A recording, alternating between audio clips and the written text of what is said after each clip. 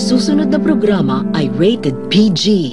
Ito ay nangangailangan ng patnubay at gabay ng magulang para sa mga batang manonood. Magandang araw po sa inyo lahat at kamusta po kayo lahat. Nandito po ngayon kasama po natin si Senator G.C. Escudero at siya po napadala dito sa Pagadian City and Zamboanga del Sur dahil gusto po niyang ulit dalawin tayo kahit wala namang eleksyon, nandito naman siya. Senator, magandang araw po sa inyo. May magandang araw sa iyo sa lahat nating televiewers at listeners ng 1TV Channel 11. Pagbati po sa inyong lahat. Naku, lagi po kayong lumilibot na kahit po hindi eleksyon at ngayon po ay eleksyon, nandito kayo. Talaga pong excited kami ulit. Well, mas lalo na kung may eleksyon siyempre. Kung wala nga, nagpupunta ako dito, lalo pa siguro ngayon. Saan po sila galing sa mga pag-iikot po sa Mindanao? Kanina galing kaming Ozami City at saka Tubod sa Lanao del Norte at ngayon nandito kami sa Pagadian.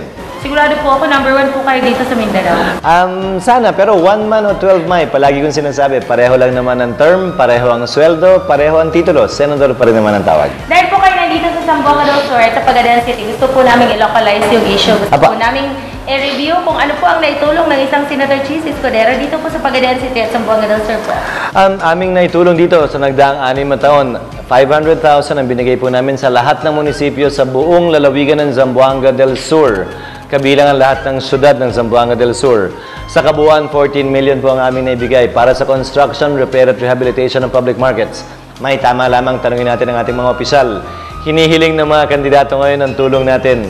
Tama lang na tanungin din natin sila, naalala niyo ba man lang kami? May naitulong ba man lang kayo sa amin sa mga nagdaang panahon? At bilang katugunan, yan po ang aming sasabihin. Dagdag pa siguro dyan, may nag-allocate din kami ng 4 million para sa Zamboanga City Medical Center, for 1 million sa Zamboanga del Sur, Margo sa Tubig Regional Hospital, at sa Dapitan sa inyong rehiyon, nag-allocate din po kami ng 3 million pesos o 8 million sa kabuuan para sa pagpapagamot ng indigent patients natin, yung mga hindi kayang magbayad ng serbisyo. Wala hong pili yun, kakilala man o hindi ang mayor, kapartido o hindi man ang mayor, babae man o lalaki, matanda o bata. Ang importante, maramdaman ng kada munisipyo at syudad sa bansa ang pagkalinga, ang atensyon, ang pagmamahal mula sa Senado at mula sa aming tanggapan partikular. Dahil po meron na kayong public market na repair and rehabilitation, meron na din po kaming financial assistance galing para po sa health. Ano po ang next na maasahan namin sa next term po? Well, nice naman po namin. Construction, repair at rehabilitation ng inyong mga school buildings. Dagdag pa doon, scholarship hindi lamang sa pampublikong paaralan, pati sa pribadong paaralan dahil ang gusto naming patunayan hindi lamang mayaman na may karapatan mag-aral sa mga private schools, pati mahirap. Dapat nabigyan natin ng pagkakataong yan.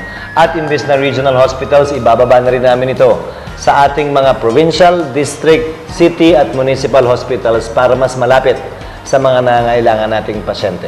Ay, nako, ang galing niyo po. Doon po sa school buildings, nakikita niyo po ba na mas sufficient na po ang school buildings ng buong Pilipinas pagdating po ng 2013-2014 batch? Ang kulang natin ay 154,000 classrooms. Opo.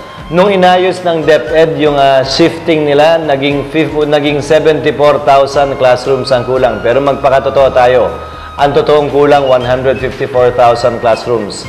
Ang kayang gawin lamang ng pamahalaan kada taon ay 20,000 classrooms.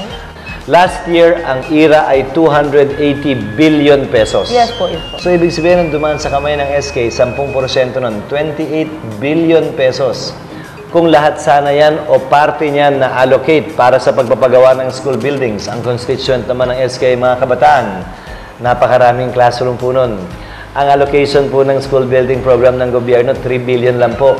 Ito, 28 billion. So, halos times 10 ang mapapagawang school buildings kung inallocate o kung i-allocate ng SK po natin ang kabuuan o parte ng pondo nila para sa construction ng school buildings. Ang estimate namin may mahigit kumulang 54,000 classrooms ang kaya i-construct sa 28 billion. Isipin mo, halos kada barangay sa buong bansa kayang pagawa ng isang school building kada taon.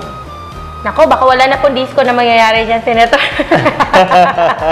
Pag lahat mo ng pondo nilagay daw, wala na pong disco. Hindi namin kayang i-impose yan. Malaya at may autonomy ang SK. Ito'y mungkahi lamang na sana ikonsidera, talakayin at pag-usapan sa National Federation, sa Provincial Federation, at sa Regional Federation level. Yes, Senator. Bago ko po puntahan yung ibang questions, tanong ko po muna yung tungkol dun sa mga veterans na umaasa po na sila po yung makakuha pa ng pensions. Patuloy po ang paglagay ng pondo para dyan, pero kulang naman po talaga kada taon. Pero ayon sa plano ni Pangulo Aquino, by 2014, mapo-fully fund na po nila lahat ng mga pagkukulang ng pamahalaan. Dahil kasabay ng pagganda ng ating ekonomiya, ang pagpasok din ng mas malaking pera sa ating kaban ng bayan. And hopefully by 2014, ayon kay Pangulo Aquino, lahat ito ay magiging fully funded na. Okay. Kamusta po si Miss Grace po bilang partner niyo po sa kampanya? Si Grace kapiling, ang ibang mga miyembro din naman ng Team Pinoy. Nagkakataon lamang naman kasi na nagkakasabay kami. At yung iba naman kasi kompleto sa resources kami. Pinagsasama namin ang aming resources dahil kulang po yun. Pero dala po namin ang kandidatura ng lahat ng miyembro ng Team Pinoy. 5 babae po ang Team Pinoy, maliban kay Grace po. Nandyan din po si Cynthia Villar, si Risa Ontiveros, si Lauren Legarda, at si Jambi Madrigal. Kapiling din po namin sa Team Pinoy. Banggitin ko na rin, May. Yes Baka yes magalit sa akin yung aking mga kasamahan. Yes po. Sina Sunny Trillanes, Alan Cayetano, Coco Pimentel, Bam Aquino, Jun Magsaysay, Sunny Angara, at may nakalimutan ko ba ako? At Cheese Escudero. Pag sila po, pag po pala nanalo mga babae at ang mga lalaki, mag-landslide po kayo, may boses pa rin po kami mga babae kasi marami pala. Definitely. Hindi lamang naman babae ang magdadala ng boses ng kabayan sa Senado. Makakaasa din po kayo. Pati ako, dadalhin ko po yan sa Senado.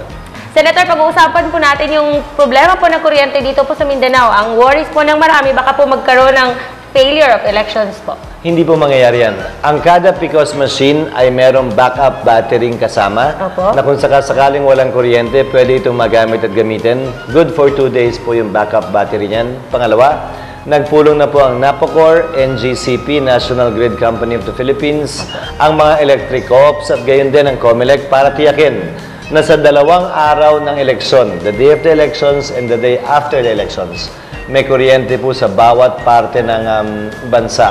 Kaugnay ng problema ng kuryente sa Mindanao, para sa akin ang mungkahi ko ay simple. Una, hindi ako bumoto sa EPIRA nung ito'y pinasa ng 11th Congress dahil hindi ako sang-ayon sa pagsasapribado ng mga generating company natin. Lalong-lalo na yung naiiwan dito sa Mindanao ng mga hydroelectric power plants. Yes po. Dapat i-rehabilitate yan ng gobyerno para mag-produce ng tamang capacity para meron at mura ang kuryente sa Mindanao. Yan ang tanging comparative advantage nyo may kumpara sa Visayas at Luzon. Mura ang kuryente sa Mindanao. Opo. Pero sa pagpasok ng mga coal-fired power plants, tataas palagi ang kuryente rito. Sana nandun pa rin yung mix ng hydro para hindi gaano tumaas ang presyo ng kuryente sa Mindanao. Sa kasalukuyang brownout at habang inaayos yung mga hydroelectric power plants at additional capacity, ang mungkahi po namin ay i-survey, ilista, kunin yung may mga genset at may mga generator o self-generating capacity ng mga tao, mall man, hotel man, radio station, TV station o pribadong bahay man. At bigyan natin ng incentive yung mga taong yan na gamitin nila yung generator nila para mabawasan ang demand sa national grid para sumapat yung kuryenteng kulang sa ngayon sa taas at laki ng demand kabilang ang malalaking establishment na ito. Naku, hindi po yata mahirap yun. Pag nagawa po yun, ura-urada, may solusyon na po yung problema ng kuryente. Pag nagawa yun, by next week, May, wala nang brownout dito sa Mindanao.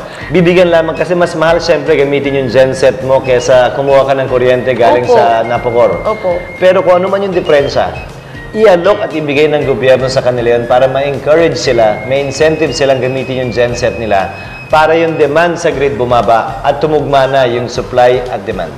Tanong ko lang po, may brownout ba kayo sa Luzon? Ngayon wala dahil overcapacity ang Luzon. I think ang Luzon ay sobra nang humigit kumulang 2,000 megawatts pa. Ay? Ang problema lamang ang kuryente, wala pa po tayong teknolohiyang mahatid ang kuryente kung saan Papunta sobra. dito sa Mindanao. Papunta sa lugar kung saan kulang. May iba po tayo, kayo po ay Chairman ng Committee on Justice and Human Rights. Ano po ang latest ngayon dun sa kaso po ni Jonas Burgos po? Nagpasa po kami ng batas. Ito yung Involuntary Disappearance Bill na pinagbabawal na ng maliwanag at klaro yung nangyari kay Jonas Burgos. Opo. Kaisa po ako ng kanyang ina, Mami Dita Burgos, sa paghahanap ng kanyang anak at pagtiyak na ito'y never again mangyayari kanino man. Okay. Bago po tayo magtapos, ano po ang inyong advice sa mga taga Mindanao kung paano po sila bumoto, lalo po sa mga national candidates?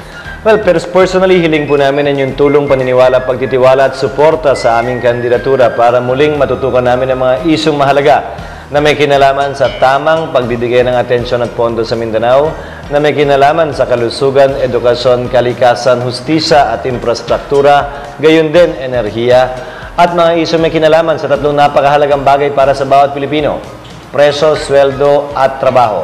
Sana abot kaya ang presyo, sana sapat ang kinikita ng bawat Pilipino, at sana may trabaho naghihintay sa nais magtrabaho, hindi lamang sa ibang bansa, lalo na dito mismo sa loob ng Pilipinas. Okay po. Kamusta po ang love life ng isang Cheese Escudero ngayon? Nahaba, kinilig kayo, no? Pero hindi may kakaila, matinding hamon at pagsubok ang kinakaharap namin ngayon ng aking kasintahan. Subalit tulad ng ibang pagsubok, pag ito malampasan namin, naniniwala ako na wala na sigurong pwedeng iba to pa sa aming relasyon at samahan na hindi namin kayang lampasan at hindi namin kayang masurvive. Dalangin ko po na sana malampasan nga namin ito. Pero higit kanino pa man, desisyon po yan ng aking kasintahan at hindi po desisyon nino pa man.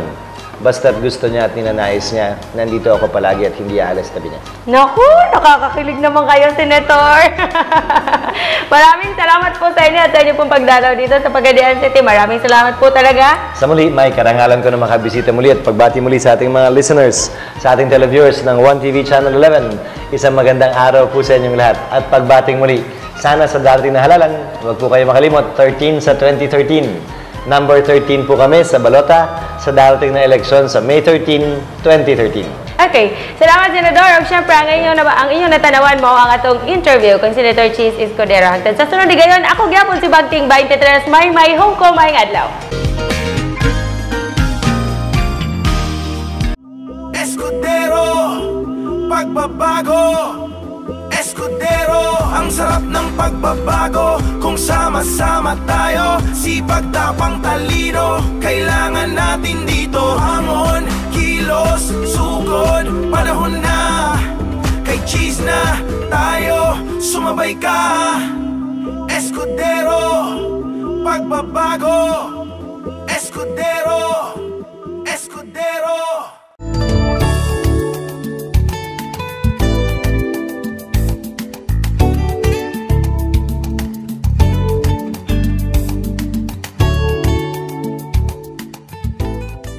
Magandang araw po sa inyo lahat. Nandito po tayo ngayon at makakapiling natin ang isang sinasabi nilang batang-batang tatakbo na bilang senador. Pero alamin natin kung sino siya ngayon at syempre kilalanin natin kung ano ba talaga ang kanyang maitutulong sa ating mga Pilipino sa kanya pong pagtakbo ng Senado. Walang iba po, siya po ang chairman ng Movie and Television Review and Classification Board, si Ma'am Grace Po. Magandang araw po sa inyo. Magandang araw din po, Maymay, at sa lahat po ng nanonood, isang magandang araw po dito sa mga nanonood sa Pagadian at sa Zamboanga del Sur. Bago po ang lahat, gusto po namin makilala, sino po ba si Grace po at ano po ba ang lifestyle niya? Nako, alam niyo po, maliban po sa pagkakataon na ako ay nagtrabaho sa MTRCB, Apo. ako po ay talagang isang pribadong mamamayan. Bagamat lumaki ako sa showbiz, no, dahil yung aking mga magulang parehong artista, mas ginusto nila na bigyan ako ng aking privacy para makatapos ako ng aking pag-aaral at malayo muna sa kontrobersiya ng showbiz. Tapos, nabigyan din ako ng pagkakataon na makapag-aral sa institusyon katulad ng University of the Philippines at nagtapos din ako ng agham sa politika or political science sa Boston College sa Amerika. Yung aking anak po, 20 years old na, ang panganay ko, at meron din po akong bunso na 8 taong gulang. Pero hindi po halata sa katawan at sa mukha. Kasi, Senator, doon kasi tayo magsisimula, paano po ang isang Grace po makakatulong po sa mga Pilipino kapag po kayo nalagay sa Senado? Alam nyo, Maymay, gusto ko talaga bigyan ng karangalan ang alaala ng aking tatay. Yes, at po. magagawa ko yan kung tutulungan ko talaga ang pinaka-nangangailangan sa ating bayan. Sabi nga nila, ang Pilipinas daw ngayon ay umuunlad na. Opo. Diba? Pero parang tigang na lupa, pag dinidiligan mo, ang tubig, hindi nakakarating kaagad-agad sa ibaba. Yes. Kailangan bungkalin. Mga programa po, katulad ng standardized feeding program sa lahat ng pampublikong elementaryang paaralan. Makakatulong po yan dahil may mga tumitigil po sa pag-aaral, hindi dahil sa walang pang-tuition, kung hindi dahil nahihiya, walang pagkain Yes na po. madala. Ngayon, yung ating mga state universities, dapat ma-fund rin. Tingnan mo, meron isang nagpakamatay na estudyante. Yes po. Na sana naman na hindi na mangyayari uli. Ngayon, dito sa Mindanao, may mga problema. Unang-una na po dyan ang kakulangan ng supply ng kuryente. Palagi may brownout.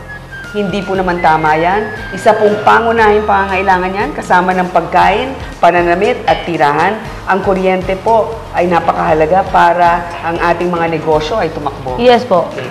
So, kailangan po pag-aralan mabuti at hikayatin ako po, hindi ako for the privatization of our hydroelectric power supplies. Tapos, isa pa po, yun nga yung Pantawid Pampamilya Program. Sinabi nila i-phase out, no? Ang Yes, ibang mga lugar na merong 4-piece. Hindi po ako sangayon diyan sapagkat hindi pa nga natin nalulutas ang problema ng kagutuman. At least dahil sa 4-piece, yung mga pamilya dadala nila yung anak nila sa eskwelahan, napapa-check up nila. Isa po yan insentibo na pag hindi binigay ang pera dyan sa 4-piece, saan mapupunta? Yun ang tanong ko di ba? So nandiyan na yung pera, gamitin natin para talaga tulungan ang ating mga nangangailangan. Kaya po pala parang doon kayo pumabor sa 4-piece dahil po may naitutulong po kaysa naman ibubulsa lang. Pwede natin sabihin gano'n, no? Kaya magamit sa ibang bagay, pero hindi ba mas importante yung pangangailangan ng pamilya? Yes, kasi yun muna. Yes po, sabi po kasi nila dole out daw po kasi ang paraan ng gobyerno doon. Oo nga, ganito yan Parang ikaw, may anak ka. Ang anak mo, ikumpara mo sa ibang anak mo, naghihirap yung, let's say, pangalawang anak mo, di ba? Hindi mo naman gustong maging dependent sa'yo, pero kahit papano, bibigyan mo ng extra tulong. Di ba? Hanggang sa siya ay makatayo sa sariling paa. Ngayon, itong sa 4-piece, kasama ng ating minumungkahi dyan, dapat merong livelihood training programs para dun sa mga mag-graduate. Hindi ka agad-agad ba na, 2 taon lang, tapos na Hindi. May transition yan.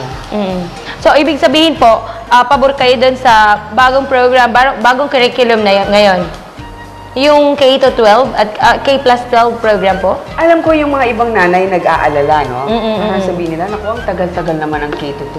Opo. Pero alam nyo, isipin mo, Maya, ang maganda dito, yung last 2 years of high school, vocational na yan.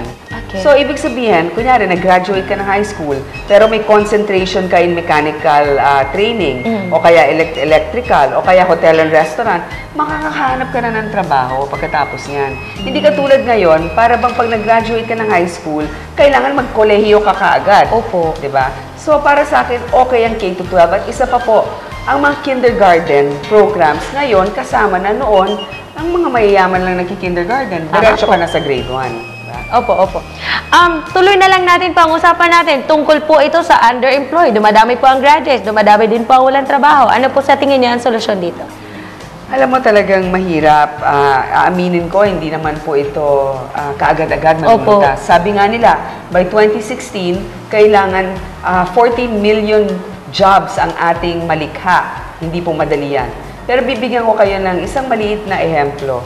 Nung ako po ay chairman ng MTRCB, bagamat hindi ganong kalaki ang aming ahensya, ginawa ko pong patakaran na tuwing tag-init or summer, kami po ay kukuha ng mga estudyante sa kolehiyo na magtatrabaho doon, na binabayaran namin ng minimum wage at tinitrain.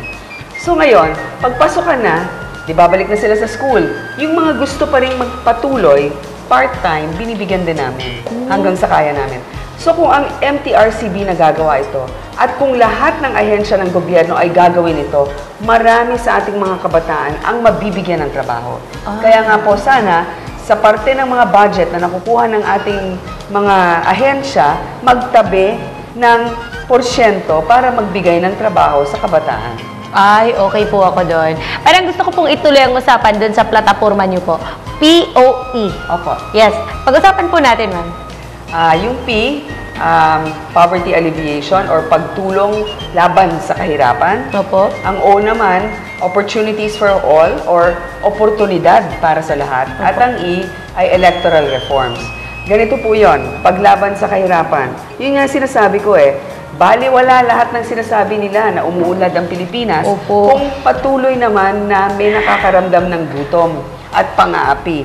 Kaya nga, kailangan ng mga programa katulad itong 4-piece ay bigyan ng suporta. Pangalawa, oportunidad para sa lahat. yung mga nag-graduate natin mga estudyante, yung mga naghahanap ng trabaho, yung mga casual employees, Opo. dapat naman magkaroon na ng permanenteng trabaho. Hindi pwedeng habang buhay na lang or habang 10 taon silang casual. Dapat may security of tenure ang tawag doon. So yun po yung ating mga gustong ibigay at electoral reforms. Kung pipili po kayo ng mga taong iboboto ninyo, napakahalaga po yung pagkatao, yung alam ninyong hindi po magnanakaw sa inyo. Sapagkat maaaring napakatalino, pero puro kabaluktutan naman ang ginagawa. Pero masisiguro lamang natin na maaayos ang malalagay natin sa pwesto kung hindi dadayain ang ating boto. So bantayan natin ang ating boto. Yes po, kasi noong 2004 election po yata yon na kayo po ay kasama dun sa gustong imbestigahan talaga yung resulta ng eleksyon. Oo. Kasi naman dito sa Mindanao, halimbawa, Ay, nako, nasabi niyo pa. mahal ng kamani. Dito sa Mindanao, halimbawa, marami naman nagmamahal kay FPJ at si FPJ minahal din ng ating mga kababayan dito, Christian at Muslim. Tapos pupunta sa isang lugar, ang dami-daming tao. Pagdating ng resulta ng eleksyon, 0 ang nakuha niya, di ba? Hindi naman kapani-paniwala yon. Hindi ko po gustong maghigante, wala po akong pot na nararamdaman, pero sa tingin ko, kailangan bantayan natin ang ating boto. Dahil sagrado ito, mayaman o mahirap, Opo. isa lang ang boto. Opo. Sige po, gusto ko pong ituloy yung usapan natin tungkol po dun sa mga experience na po na galing kayo sa MTRCB at pwedeng madala niyo po kung kayo po ay nasa Senado na. Naku, may bagay ka sa MTRCB. Naku! Kasi masayahin ka. Ay! Hindi, alam mo yung MTRCB, nung una akong na-assign dyan, sabi ko, naku, ang saya ko. Makakapanood ako ng sine at TV buong araw. Yun pala, pag ikaw ay chairman, ang trabaho mo pala hindi manood, kung hindi budget, administration at policy. Di ba? Ang mga nanonood ng mga sine, yung mga board members mo. Opo. Ngayon, anong natutunan ko sa MTRCB? Na importante ang diplomasya. Kasi lahat tayo may sarili-sarili tayong pananaw kung anong tama at mali. Pero ang importante ay nag-uusap at nire-resolba kung anong makakabuti para sa mas nakararami. Katulad yan, kung manonood kayo ng TV ngayon, makikita nyo, merong GPG, SPG. Opo, yan po. Pinaglaban namin yan, kinausap namin yung mga network. Ayaw nila nung umpisa sapagkat makakabawas yun sa airtime nila. Pero sabi namin, kung gusto ninyong respetuhin natin ang inyong kalayaan na maglikha at maghayag, bigyan naman natin ng suporta ang mga manonood na kung sakasakaling ayaw nilang panoorin dahil masyadong sexual, Opo. alam nila na huwag panoorin yun dahil may warning. So warning lang po ang binibigay natin, pagrespeto sa karapatan ng bawat isa. Okay. Ma'am Grace, paano po si Senator Chase bilang campaign partner niyo po? Campaign manager. Mabuti. Matalino, masipag, disiplinado. Kaya lang, pag merong problema sa puso, love life talaga ito. Diba? Kayo naman po nag-a-advise.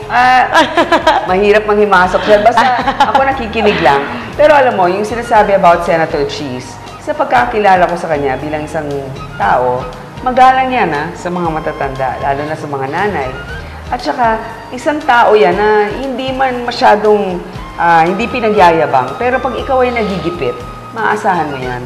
Kaya para sa akin, naging spokesperson niya ni FPJ, bagamat sandali lamang sila nagkakilala, nung bandang huli ng buhay ng aking tatay, sila po palagi magkasama. Opo. Kaya ako'y nagpapasalamat na hanggang sa ngayon, si Senator Cheese ay nandyan para sa aming pamilya. Nako.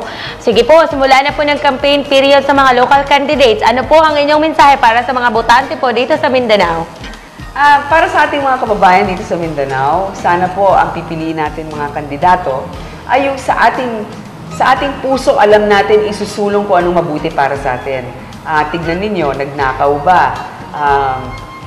Nagwalang hiya ba? O may ginawa ba na hindi karapat-dapat? Siyempre, pumili naman tayo ng isang taong hindi lamang matalino, kundi responsable at totoong mayroong pusong sa pagtulong. Yun lang naman po yung tatay ko rin. Ang gusto naman talaga niya ay tumulong sa kapwa. Yun ang pinaka-importante sa serbisyo. Okay, maraming salamat po sa inyo. Totoo pong natutuwa ngayon ang inyong pong ama. Sana naman po. Sana po.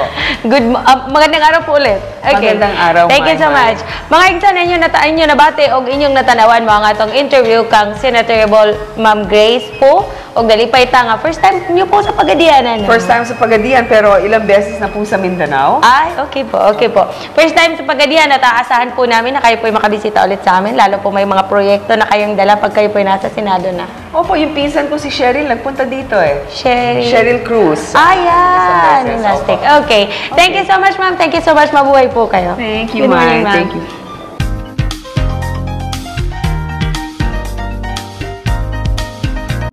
Escudero, pagbabago.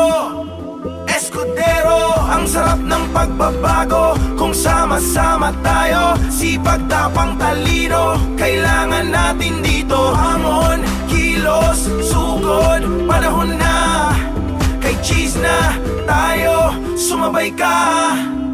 Escudero, pagbabago. Escudero.